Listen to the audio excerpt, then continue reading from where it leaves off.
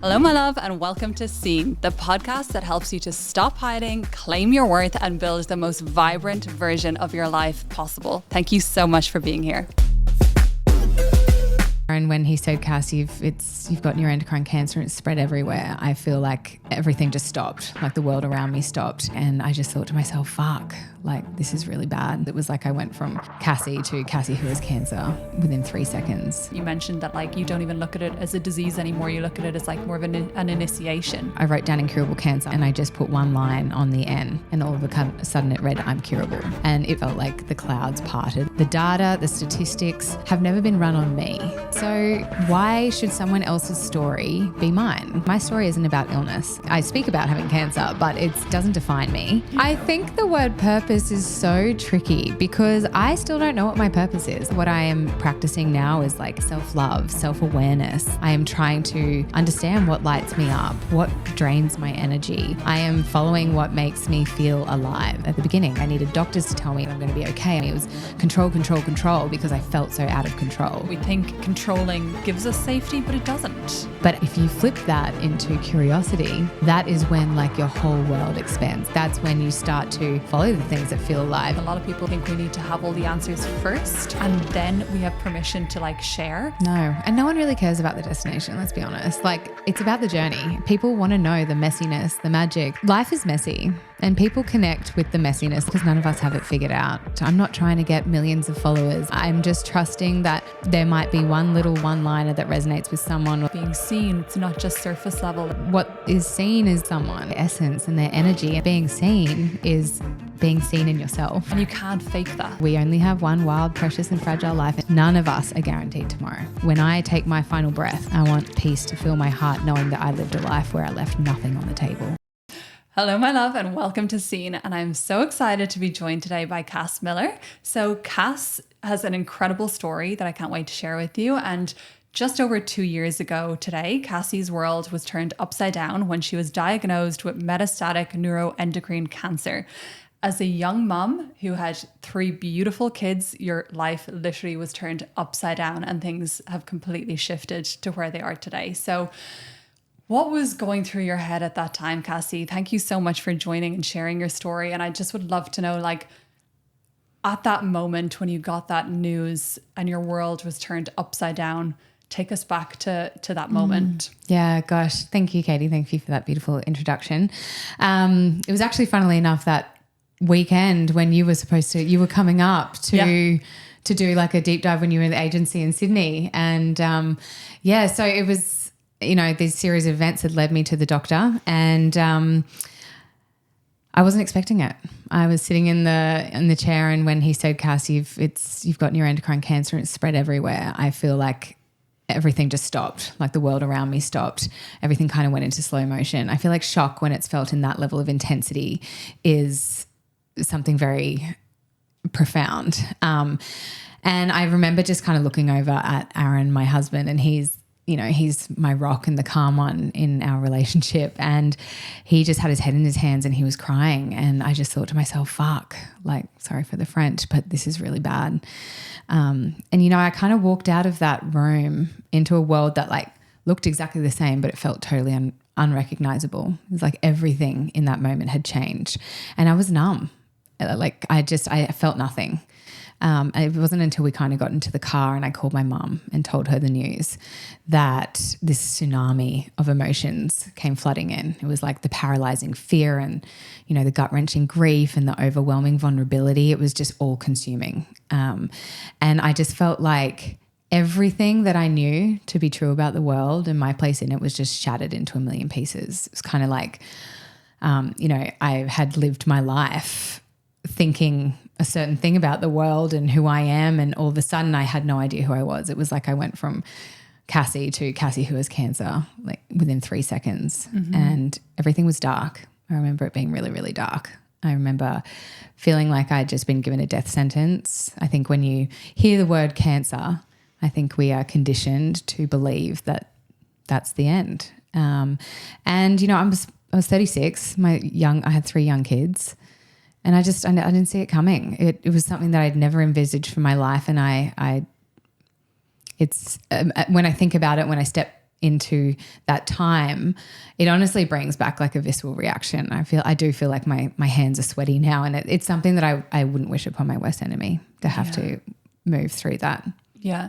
And I mean, you've come so far, and it's just been incredible to watch your journey and see you use this experience as like a catalyst to step into your purpose and your mission and what you are passionate about doing in this world. And like, fast forward to today, you know, you're sharing all of these incredible resources with people. You're teaching people how to live their life with purpose and their life with passion because of the experience that you've went through. But obviously you can't know that this was all coming at the time. And I love, you know, some of the things that you say about the experience. Like, I know one point you mentioned that like you don't even look at it as a disease anymore. You look at it as like more of an initiation. And so obviously that would have taken time to kind of get to that point. So talk to me a little bit about how you've moved from that like dark night of the soul to starting to see it as something that was maybe given to you, or something that you had to work through, or how did you start to see it? It's a big question, and I think it starts with the fact that it took me a really long time to see any glimmers of light. I think I was in a very deep dark hole for a while, and it took a lot to process and understand.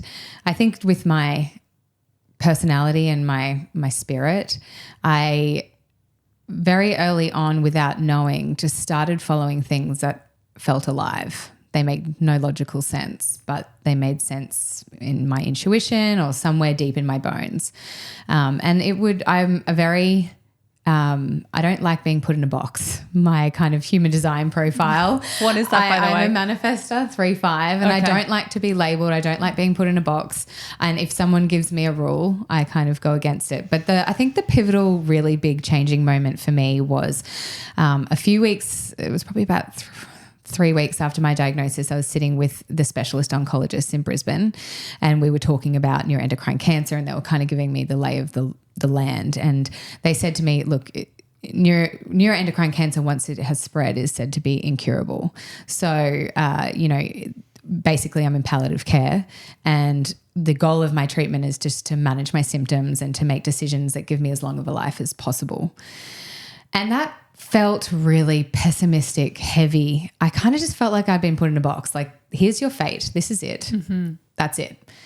And it just didn't sit with me. And the few weeks after that, I was agitated. I felt like everything was heavy. I felt like a dark cloud was over me, if I'm honest. It just felt like I couldn't sit well with it. It felt dark. And I started scrapbooking.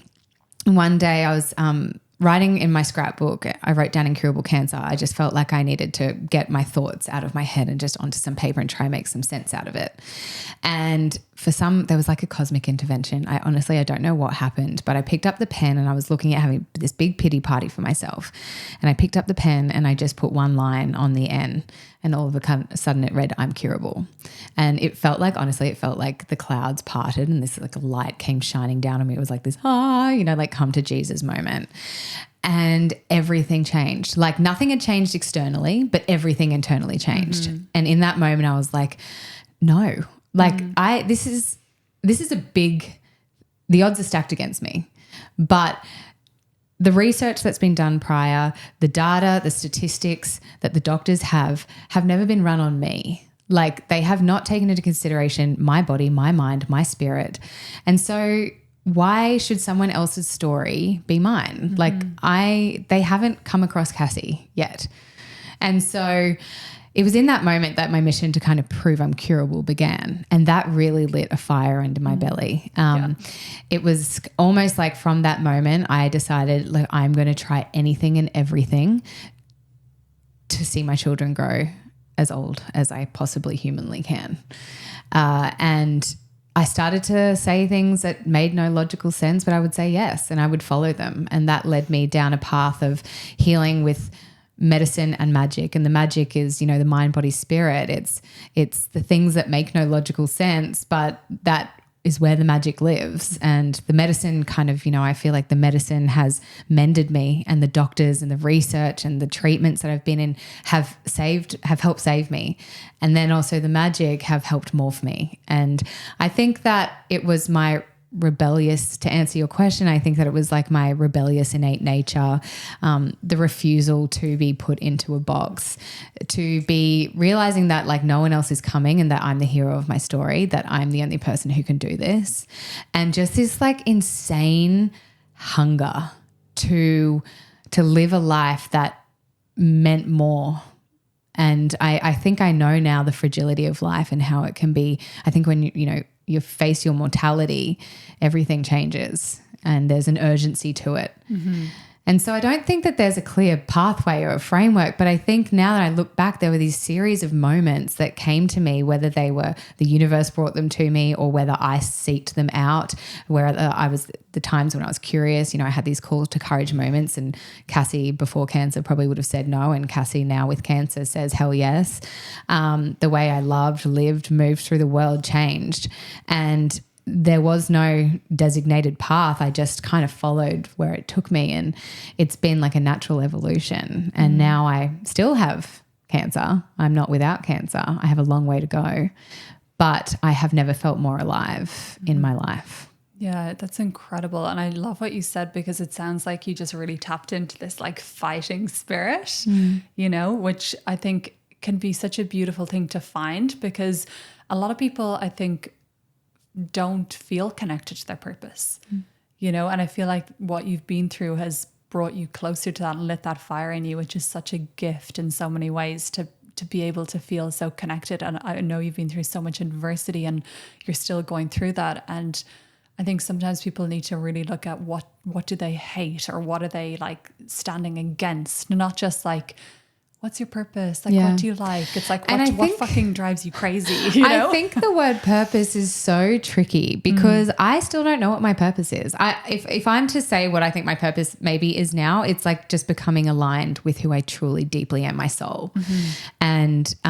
I don't know what the meaning of life is. I don't know, there are so many unanswered questions. I'm not saying that I know all this. I don't. But I think purpose, it feels external. And really what I am practicing now is like self-love, self-awareness. Like I am trying to understand what lights me up, what drains my energy. Yeah. I am following what makes me feel alive. And there are times when I've had to upregulate. There's times when I've had to downregulate and find stillness and sacred solidarity. And there's times where it's like, no, you got to do this. But I think when it all comes down to one thing, it comes down to love. And there's this beautiful story that I'd love to share with this, because it really changed the trajectory of how I moved through the world after my diagnosis. And I was sitting with my brother. So my brother is like this. He's a breathwork facilitator. He is just a very wise, beautiful human. I almost feel like he was put in my family for a very specific reason. But some of my most profound healing experiences over the last couple of years have been with my brother. So it's not lost on me how blessed I am. But it was early on in my diagnosis. We were sitting at a coffee shop, and I'll never forget, I was like giving him my war speech. I'm like, hashtag fuck cancer. I'm going to go for this. I'm going to, fight. And I was angry. And these are feelings that I needed to process and move through. And he let me kind of word vomit everything. And even my body, it was tense, it was angry.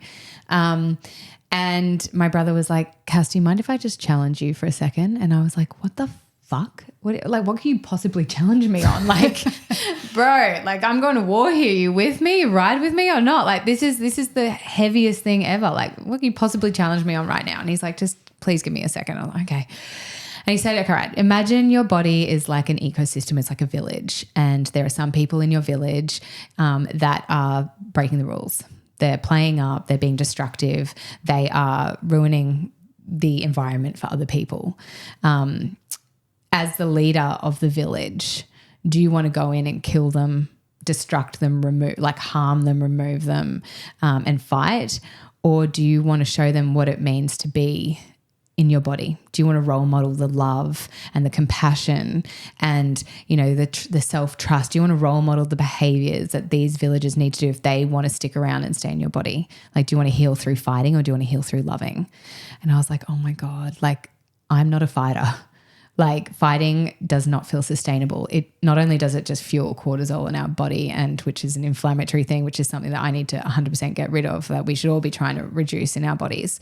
But love is like the highest frequency. Like love is something I can really get around. Love is something that there's a reason why it's the power of love. All of my healing experiences, the people I've met, the experiences I've gone through have all been fueled by love.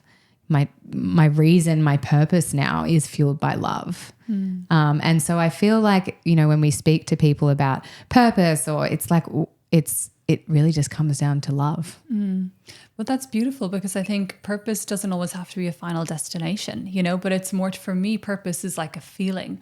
I just know when I'm not in my purpose and it feels awful, you know, because I feel disconnected and not passionate. And like purpose to me is like a feeling of like you're saying, like lit up, like just like I can do anything and I'm following the breadcrumbs and everything feels exciting and, you know, curious. There's a lot of curiosity there. So it's so interesting because like someone even said to me the other day when I was on retreat in Bali that almost when our soul has reached its full purpose, when it's come here to do what it needs to do, we die.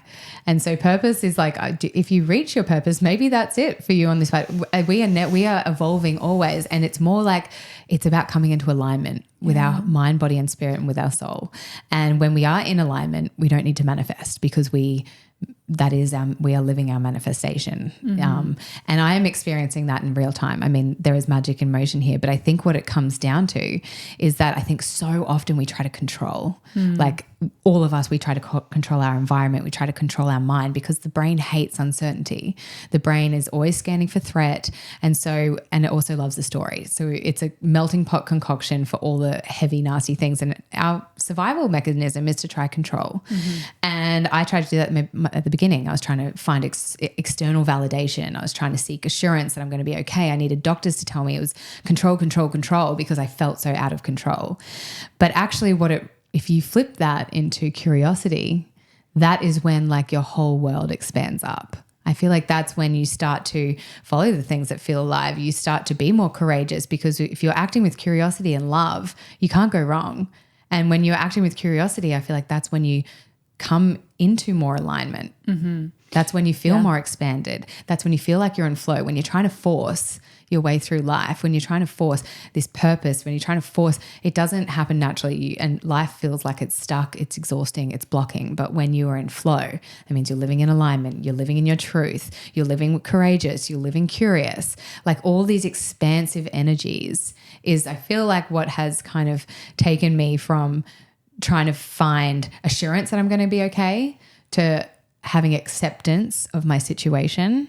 And that doesn't mean hanging up the boots and being like, oh, well, like that's it for me.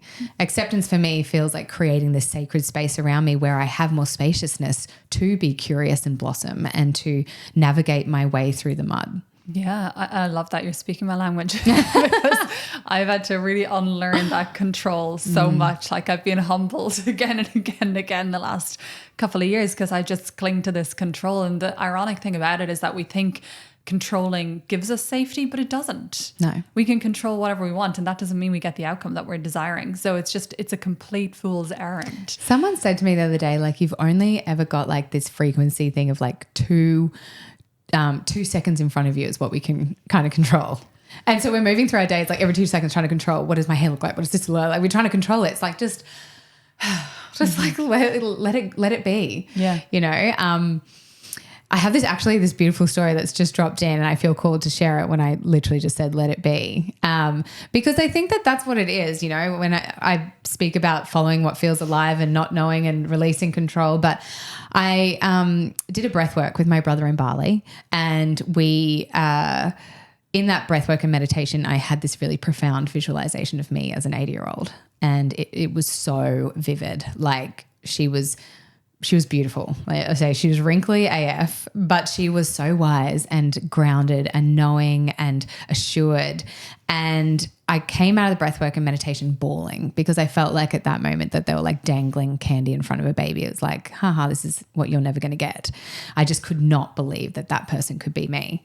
And these series of serendipitous events happened, and I'll walk you through them really quickly. So one day I was in a crystal store. I'm holding my crystal. I always do. But it was actually looking for this crystal.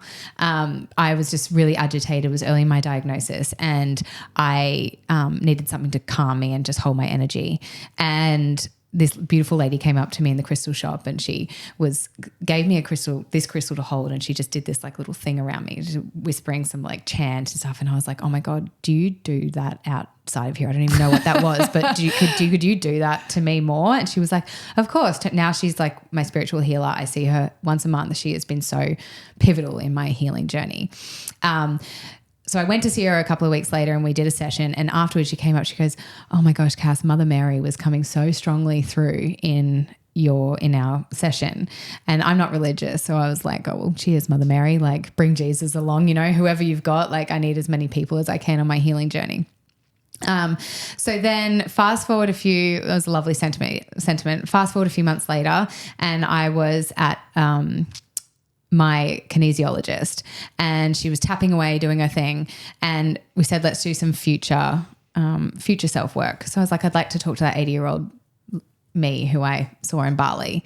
So she's, doing her thing and the layers and pulling out the books, and gave me a book to open. I opened it on a page that said, let it be. And she goes, oh, that's, your 80-year-old self is saying, let it be. And I was like, it's a beautiful sentiment. She goes, it reminds me of the Beatles song, like, let it be, let it be. No, terrible singer. But I was like, well, that's a beautiful sentiment. Like, Cassie, let it be, surrender. Like my 80-year-old self is just saying, just don't force, flow. So it was a beautiful sentiment. So I called Mum after to tell her about my experience, like I always do. And I said, so my 80-year-old self said, just let it be. And Mum goes, oh my gosh, Cass, every time over the last year when I have been really scared about your situation, when I've been down in the dumps, when I'm trying to lift myself up, I've been listening to Let It Be by the Beatles. And I was like, no way, that's what she sung. And then she said, and I love that it's about Mother Mary. And I was like, oh my God, what the hell? And all these pieces of the puzzles came together. I mean, it took me the curiosity to, I did the breath work and meditation, see myself in an 80-year-old, but to believe it was her, I went the spiritual healer, kinesiologist, my mum, all these random serendipitous events led me to now believe that I am that 80-year-old girl. And so I deeply believe that now, but there was no roadmap to believe that. Mm-hmm. It didn't make logical sense. It still doesn't make logical sense. Other people are like, well, how can you prove it? I'm like, I don't need to prove it. In my bones, I believe this. Yeah, and that's all that matters. It took curiosity, it took courage, and it took just following what was alive to have those moments and an awareness to bring all those pieces of the puzzle together and go, this is my truth. Definitely. And trusting that was sent for you, because we can often look at those things and be like, oh, whatever, that, like, be skeptical and just be like, that doesn't mean anything. But a big journey I've had even personally is just like, stop apologizing for that. Stop being like, oh, I know this sounds silly, but, or, this sounds a bit woo, and just being like, no, I know that I heard that for a reason. And if it resonates, it resonates. You don't need any further proof. Stop trying to explain it. Stop trying to justify it or prove it. And just take, like, does that resonate? Is that something that you can hold on to? And I think that's beautiful. And I think, our souls come here on this journey, and every single one of us are here for a very specific divine expansive reason.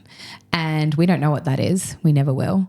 But our journey to come into alignment with that. But if we try to plan and force and control our way through life, we're never going to live in alignment. Mm-hmm. If we surrender and start to notice the serendipitous moments, start to realize that we are about a part of something much bigger than just this physical experience, then we begin to kind of flow with life more, and we become more courageous in how we live. We become less we are unapologetic in who we are, because we know that we are here to shine light in whatever way we are meant to. And we know that internally we just have to remove all the noise and really come into ourselves to find that. I love that, because it's like, you don't have to have a reason. It's like, if it feels alive and you just share it. And as you just said, you don't even know exactly what your purpose is, like, but you're still feeling called to share things. Or I think a a lot of people with this control, we think we need to have all the answers first. Yes. And then we have permission to like share. Otherwise it's like, well, what's that like for? Why are we doing that? And it's like, you don't have to like trust that if something is coming through and you feel like speaking on a topic, or you feel like acting on something, that you don't need all the answers in advance. No. And no one really cares about the destination, let's be honest. Like, it's about the journey. People want to know the messiness, the magic. They want to feel the vulnerability. I mean, vulnerability, like Brene Brown says, is the birthplace of connection with ourselves and with others. And so not trying to have the answers, sharing as we, believing in where we're headed without even knowing, that is the beauty of life. I love that so much. And I just listened to a podcast actually recently with Charlotte Tilbury, and she's actually very spiritual. And she was talking about how authenticity is like a frequency 40 times even stronger than love. Yeah. So I think a lot of people, they worry about being authentic because if they're, for example, like, they've got a business or whatever, it's like, is that professional? Is that aligned to my offer? Like, all these things, but it's like, what has been your experience on authenticity? Like, how do you view the things that you feel like, okay, that's kind of sacred for me to keep as like personal. I want to keep that to myself versus I think this could help someone, or I just am feeling called to share. How have you navigated that side? I think I don't even know why I'm sharing, to be honest. And I feel like it's happened. And I think the advice that I would have is that life is messy and people connect with the messiness of it. I think, someone said to me once at one of my events, it's so refreshing to hear someone speak who hasn't got it figured out, because none of us have it figured out. Yeah, 100%. And so to hear from someone who's in the eye of the storm, who is connecting to things, my story isn't about illness. I very rarely talk about side effects, symptoms, I don't even really acknowledge I speak about having cancer, but it doesn't define me. I speak about the things that make me feel alive, the spirituality, I speak about my fears. I speak about the uncertainties I have and how I'm navigating it, the modalities that I'm experiencing, like the things that are just like the messiness and the magic of life. And I think that that's what people are craving. The authenticity is literally just like, I believe that whoever needs my light will see it. I'm not trying to get millions of followers. I'm not trying to take over the world. I'm just trusting that there might be one little one-liner that resonates with someone, or there might be something I say or something that I do or something that I share that people gives them permission and lets them see their truth. So it's not for me about trying to get this loud message out. I'm just sharing as I go along. And there is no, I think in the businesses I've done before, there's like plans and there's projected forecast. I have none of that. I am literally going off intuitive pull. I say yes to things now. Like for me, yes means your energy soars. Like, but I'm also a fuck no. Like if I know that it doesn't serve myself or my energy, or if it's a drainer, I don't want any part of it. But I do know that I say yes now to things that I definitely wouldn't have said yes to before, because I know that I feel like there is something alive there, I need to follow it, because there will be something. Amazing. So even with like content and like programs that you do and things like that, you just wait for them to drop in and then you work on them. You don't 100%. Like plan anything out. No. And I also am like in marketing prior and all that stuff. So there's an element of, creative processes and you do need to have an element of planning, but in terms of the vision of it, it is a deep felt sense and an energetic pull that I'm following. And I was going to do an event in February. I'm like, that doesn't serve what I need to do right now. I need to focus on this new program. Like I'm shifting and moving things. I feel like I'm flowing with whatever is being called, because I do think now I truly believe in signs, symbols. I feel like the universe has got my back and will kind of show me the way forward within myself as well, intuitively, my life force energy, all that kind of stuff. And it sounds woo-woo, but it's really not. And have you always been this in touch with your intuition? No. I mean, no. And you know what the crazy thing is? It's actually, I think now it's very layered, but the intuition has come through stronger, I feel, because I trust myself wholeheartedly. How did that happen? I think when I realized that no one else is coming, that I'm the only person who can walk this journey. And when, I'm the only one who can go on the PET scans, I'm the only one who get the blood tests, I'm the only one I can have people circle me and scaffold me. But when it really comes down to it, I'm the only one who has to show up. And so I've had to learn how to trust myself. But that's not something you can just read and flick a switch. Mm-hmm. It's like, okay, I trust myself. It's saying yes to these little things. It's like putting a marble in the jar every single time. So when that real big call to courage moment comes, I have enough evidence in my heart and soul that I can do it.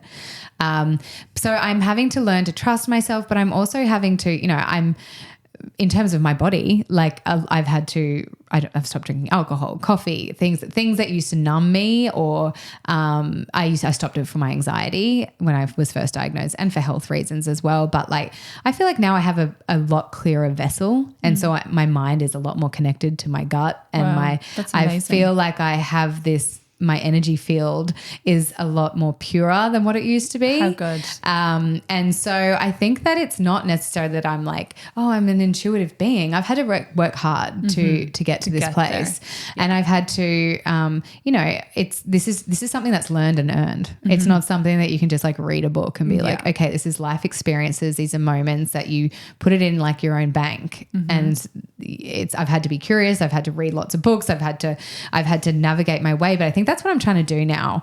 Like with my new program, Rise and Shine, I'm done all this exploring and uncovering and discovery. And I've had these big moments, these little moments, these aha moments, these following the glimmers. I've really leaned into spirituality a lot.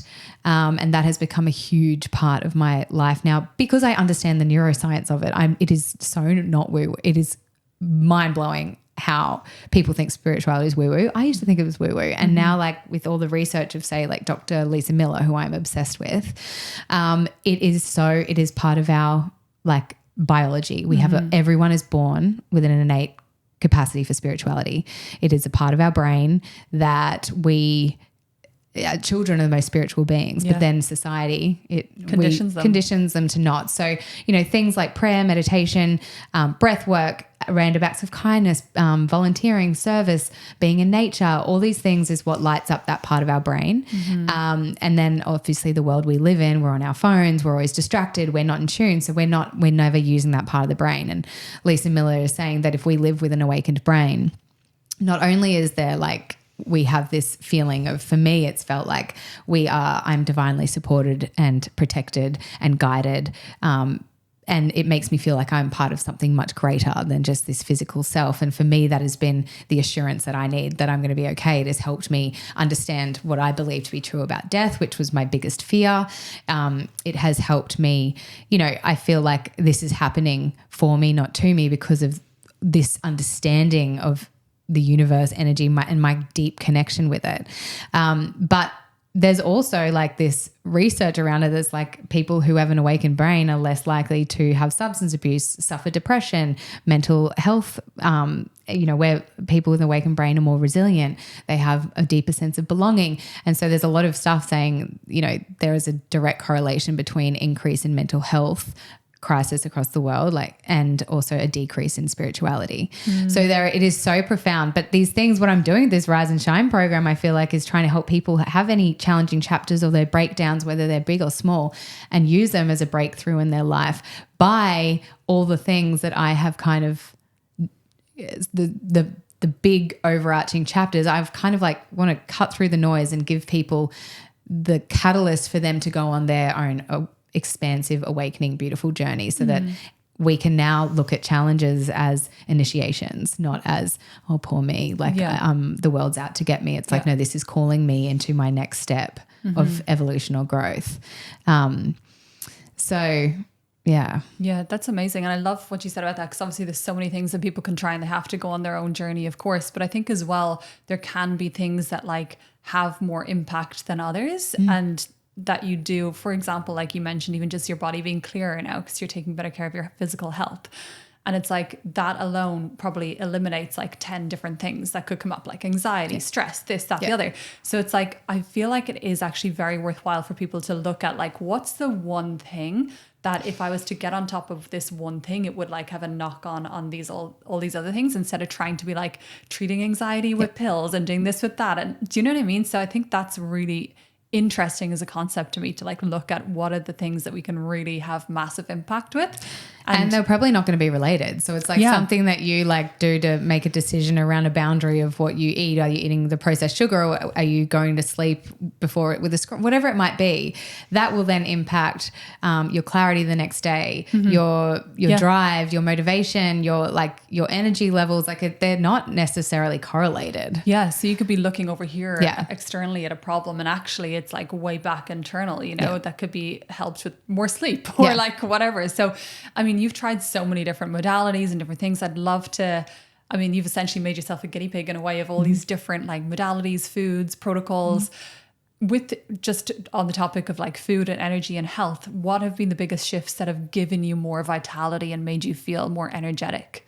I think now I am like consuming things that nourish me. Like I think if I you know, I have cancer. I can't, processed sugar is really bad for cancer. There, caffeine, all these things that heighten my anxiety, or cortisol, anything like that, I don't consume anymore. And since that, you know, I think that taking care of my body from what I consume has been a big one. But also then, like, you know, I'm loving, like I sat in a frequency room the other day, in a quantum healing room, and that even was like amazing. You know, hyperbaric chambers, ozone therapies. I'm trying to rid heavy metals and detox pesticides and all that kind of stuff. Like I think that I'm trying to create a clean space in my body so that the tumors that I have aren't given the environment to thrive. Like I'm essentially starting to starve the cancer through creating an environment that it can't survive in.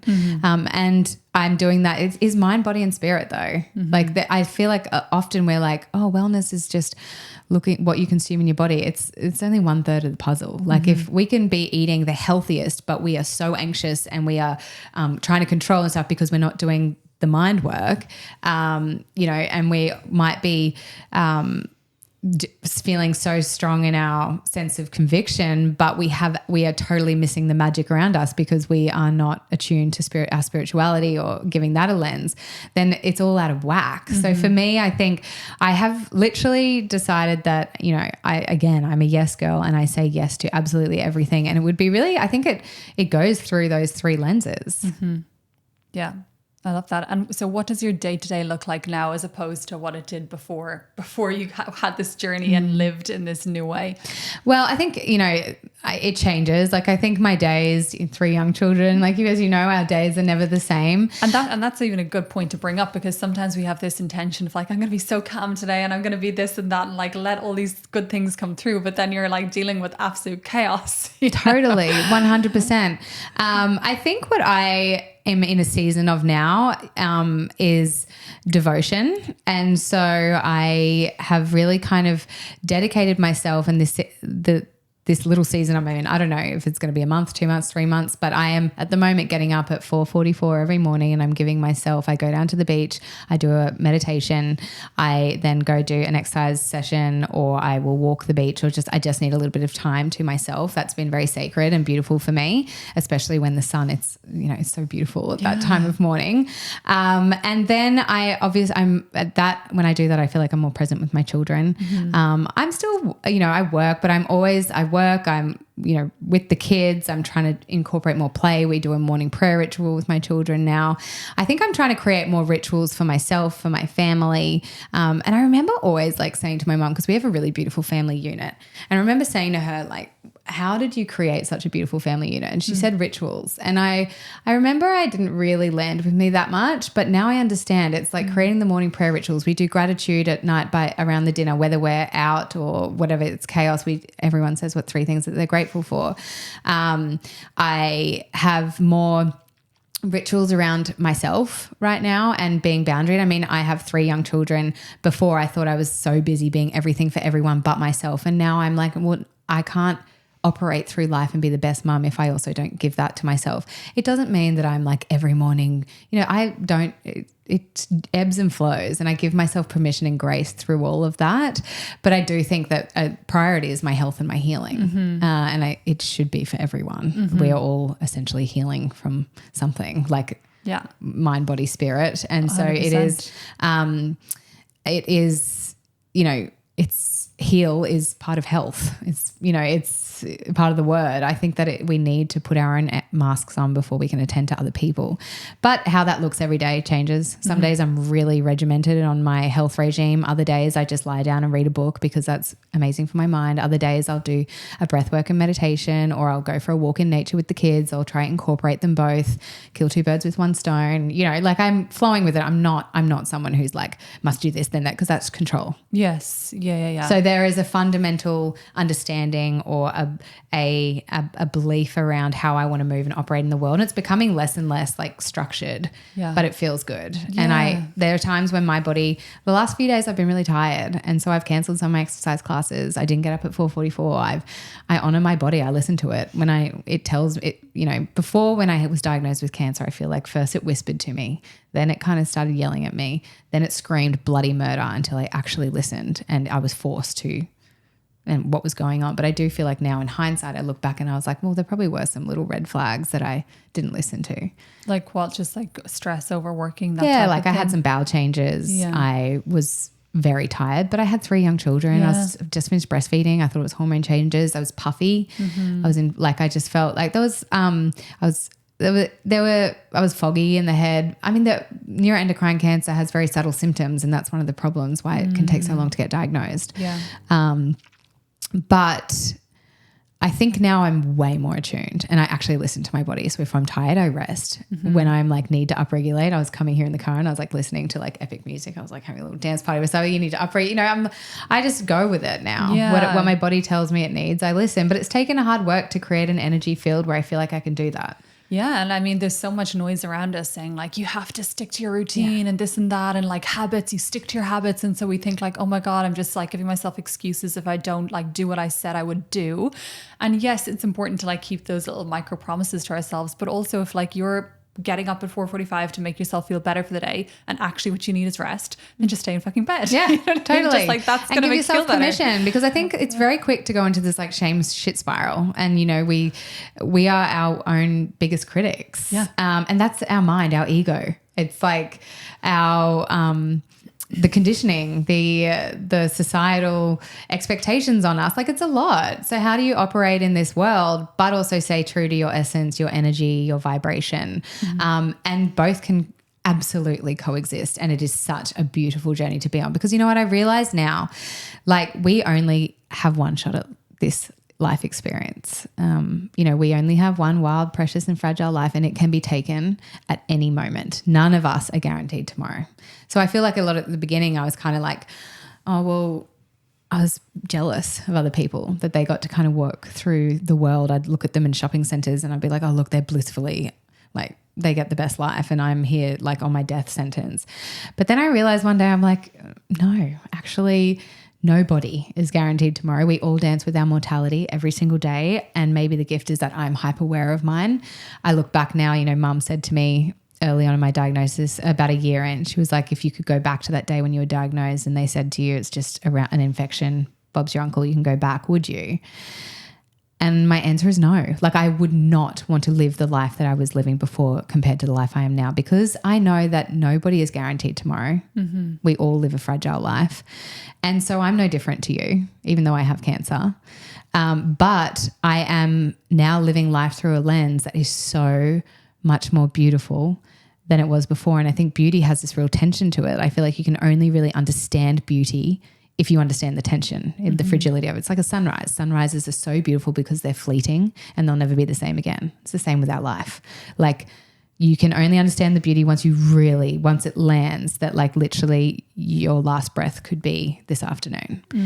And I think when you fully, deeply let that land, then the way that you move through the world changes, because you only get one shot at it. And so my goal, I think, and we spoke about purpose earlier, but it's like what I'm doing now is that when I take my final breath, whenever that may be, I want nothing but peace to fill my heart, knowing that I lived a life where I left nothing on the table.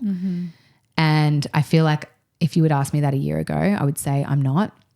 Like if I were to die now, I wouldn't. If I were to die now, I think I'm getting pretty close to living a life that I would feel peaceful with that, because I'm feeling living aligned and true, and I get to raise my children through this lens now. And see, it's so beautiful. Like, what are the things that you think you're trying to instill more in them now, or some of the traditions that have really brought that together? Because I love that you do some of that stuff with your kids, and I think it's so beautiful to actually give them that insight as well. And even something you said at the Dare to Live event, you know, talking about, I remember you shared a story. It was just like a little thing about how, I don't know, maybe one of your kids fell and scratched their knee or something. And you just said to them, it's okay, because like your body knows how to heal itself. And that's something I've adopted since. Whenever like one of my kids get an ouchie, as we call it, I'm like, that's okay. Just take a couple of days. Your body is amazing and it heals itself. And that's just a beautiful reframe. Gosh, it's been such a privilege to be able to raise my children through the lens that we have been over the last couple of years. And I think we haven't shied away from, they've come to a lot of my doctor's appointments, or we don't, actually I was talking about this the other day. We don't tell them that it's cancer, but for them that would mean nothing to them. Yeah. And so already I'm trying to shield them from something that actually we could normalize this. So I haven't had like a proper deep conversation about the darkness of it and the mortality of it, you know. But I bring them into blood tests, and mummy has to go exercise because mummy's honoring her body. Why isn't mummy doing this? Mummy's honoring her body, or mummy has to go and expand her mind or her heart. Like I normalize that kind of stuff. But we do so, I mean, from gratitude through to like bravery, the way that I speak to them. You know, we bring them on the journey with us, in a sense that, you know, these little reframes, your body will heal itself, through to, you know, 3 grateful practices. I talk to them about the universe, and every time there's an angel number, we make a wish. I speak to them about manifesting and visualizing. Even when my daughter is doing like her cartwheels, she now like takes a deep breath, breathes, does it. We do our morning prayer rituals, which is just more around, we acknowledge spirit, ourself, you know, and I love it. The other night, my daughter said to me, we were going around saying our gratefuls, and she was like, I'm so grateful for my heart. And I was like, just to be able to instill these kind of qualities in these children to allow them to thrive. I've even been doing their human design profiles. I did their numerology mapping. I've done their astrocartography mapping. Like I want to allow my children I want to nurture their spirit, and I want them to grow up living in alignment. And so I'm taking these little micro things from mine and bring it into their life through the lens of mind, body, and spirit. I mean, the mindset, we talk about, is that an everyday food, or is that a sometimes food? Trying to get them to make decisions that honor their body without taking the fun out of it. They're obviously children, so I give them autonomy and choice, but I also get them to follow their heart, be courageous in little moments. My daughter and my son have had some like troubles in the last few weeks of school with drop-offs, and so we went and bought a crystal, and then we all put our hands around the crystal and charged it together and poured all our energy in it with my husband and my 2 other kids, charged it in, and then they took that to school with them and held them. Yeah. And so there's things like that. When I go to Bali, I bring back statues of Hindu gods, and like we talk about different experiences. You know, I share the magic with them. We go on wonder walks together. I think that I want to raise them to be spiritually connected. I want to be in tune with their body and to have an expansive, curious, open mind. Yeah, that's so beautiful. And I love what you just, you know, have shared just over the course of the conversation. It's all really just about that devotion, but it's like also through parenting and through, I just feel like, you know, obviously this podcast is about being seen, but what people sometimes don't realize is that it's not just surface level, that, you know, being seen and talking about your brand or whatever. It's like all these little micro moments throughout your day and throughout your life that make you feel like you've got this beautiful life, and then you're sharing that with others. And I think it's what is seen as the aura of someone and their vitality and their essence and their energy. And that's what people feel. Yes. And we're humans. We crave feeling, especially in a world where everything's so automated and digital and surface level. And it's just like, it doesn't, you know, robots. It's like we crave connection Definitely. to self, connection to others. And so I think that being seen is being seen in yourself. Just seeing for who you are. Seeing for who you are. And you can't fake that. No, and owning it. But being willing to expand that and to get really curious around it. I feel like a lot of the time prior, I was probably putting myself in places with people who might drain my energy or businesses that weren't lighting up my soul. And now I want to put myself in places where I'm feeling expanded with, you know, expander people, where I have new ideas, new ancient wisdom brought to me, where it's a felt thing. Like I want to, and I think that's what people are drawn to, is just this like magnetism because of the authenticity of the truth, but of the courage to do things differently, to not be like, do things how society expects it to be done. And I think that is what allows people to truly be seen within themselves and others.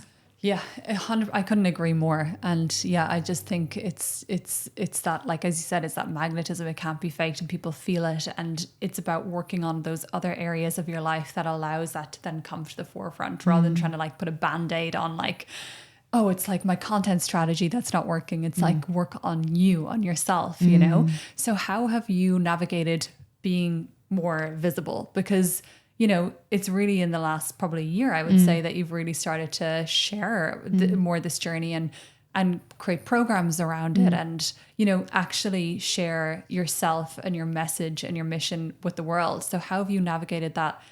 Has that been scary at all? So I think it's interesting because I'm an open book and I want to share all aspects of my journey, the dark, the beauty, the magic, all the things. But I think I've realized in the last little while that some things are sacred. I had a spiritual healing session the other day, and the one I spoke about in the crystal store. And I walked in, I was like, do you mind if I record this in the back, like just a time lapse of it to share? And she was like, no, this is sacred between you, me, and the divine. And I was like, oh my God. I was like, thank you for saying that to me, because I think sometimes you feel like everything is on the table, but it doesn't need to be that way. Yeah. I think some things are sacred. And also, you know, when it comes to kids and some of the things we do, like, I think that there is a beautiful, and it goes with anything in life. Sometimes we feel like we need to share everything, otherwise we're not being authentic. It's like, no, well, this is actually very sacred to me and I don't need to share that. But it has felt, I think that I want to be of service to this world. And so I feel like my light is, by sharing it, whoever needs that little bit of light will find it. At the beginning, it was very much about, I need more followers. I need to put ad spends into this. I need to have this like smoky mirror thing. And I've actually surrendered to that entirely. Now it is, I actually don't even care about followers. I don't even have many. I'm like, it's just, I think about it like, you know, someone said the other day, like, you think about the amount of followers you have if you were sitting in a room with them all. And I was like, that is so many people to have in a room. Like that's enough for me. I'm like, that is incredible. But I think I just want to share whoever is meant, and trust that whoever is meant to receive or will be put in front of it. Yeah. That's so beautiful. And I think that I used to have plans and strategies. I don't. I'm just like winging it. I'm like just sharing what drops in for me when it does. But being intentional about it as well, and pushing the boundaries a little bit. Like I think I'm more and more going into the realm of spirituality and woo-woo things, which I don't believe are woo-woo at all. And I want to bring people on that journey with me because it's so expansive and enlightening. Yeah, and they can take it or leave it. Like Totally. It's your account. Totally. It's your account. You can post whatever you like. Totally. Like, why are we scared to post things when it's like, it's ours? Yeah. People can just hit unfollow or just whatever, move on. And I think I also used to at the beginning, like look at people who were not in a similar, because I guess what I'm doing is super unique because it's just my journey, but look at other influencers or keynote speakers and be like, oh my gosh, I can never be like that. Like, what's the point? And now I've actually just like, I'm looking at people. Now my feed is fueled by things that energize me. So it's like health things or like magic and, you know, beautiful quotes. Like, it's not about the people in my